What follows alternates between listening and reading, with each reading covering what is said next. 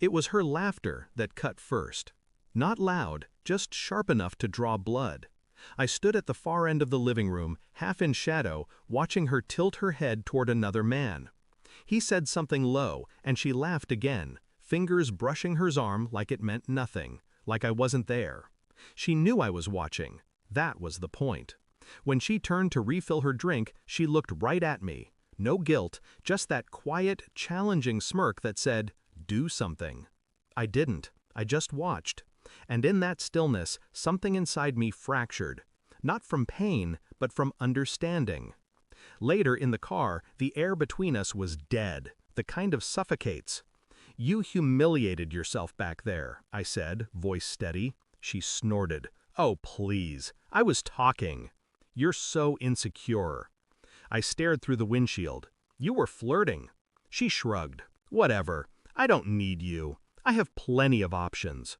That was the moment I felt everything stop. The heartbeat, the noise, the illusion. "Perfect," I said. "Use them for rent, too." She rolled her eyes, laughed. She thought it was another empty line. She was wrong. The next morning, she left without a word. Her side of the bed was cold, her perfume lingering like something dead trying to stay alive. She didn't come back that night, or the next. When she finally texted, it was short. "Don't wait up." No explanation, no apology. I didn't respond. I just stared at the message, reading between the letters. The arrogance, the assumption that I'd always be here, waiting. People think betrayal starts with lies. It doesn't. It starts with indifference. The first time someone stops caring if you're watching. I told myself to ignore it, to sleep, to breathe. But my mind didn't stop. It turned every word she'd said into an echo chamber. Options. The word crawled under my skin. Not because it hurt, because it revealed the truth she'd been hiding all along. She didn't love me. She loved what I gave her. Stability, comfort, validation. I was the safety net she danced above, knowing I'd never let her fall. Until now. I didn't confront her. I observed. Her social media told stories she didn't realize she was telling. Locations, reflections in mirrors, the same male wrist in every new picture. A watch I'd seen once before. Expensive, not hers. She wasn't careful anymore. She didn't need to be. She thought I'd stopped paying attention. So I smiled, quietly, methodically, and started building distance. Financial, emotional, physical. I moved money, shifted accounts, called the landlord, changed the locks, all in silence. No anger, no yelling, just execution. At 2:57 a.m. she called. I didn't answer. At 3:04, the sound of keys at the door. At 3:05, the sound of them not working.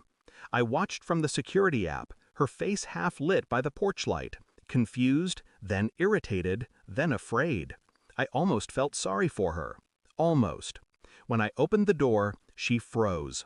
Hair tangled, eyes glassy. A stranger in the clothes I bought her. She smiled nervously.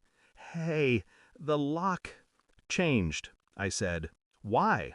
I stepped aside. Behind me, boxes. Her life reduced to cardboard and tape. Labels written in black marker. Clothes, shoes, miscellaneous. Her smile cracked. "You're kidding." "Try me." She stared at the boxes, then at me, like she was seeing the truth for the first time. "Where am I supposed to go?" I tilted my head. "You said you had options." Her breath hitched. "That was a joke." "No," I said. "That was honesty. You just didn't think I'd listen." She took a step forward, voice trembling. "Please, let's talk." But I'd stopped listening weeks ago. Her hands shook as she reached for the first box. I didn't help. "This is insane," she whispered. "You're throwing away everything."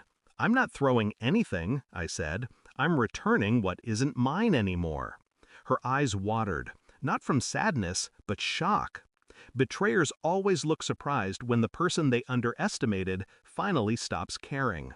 She lingered at the doorway, waiting for me to break. I didn't.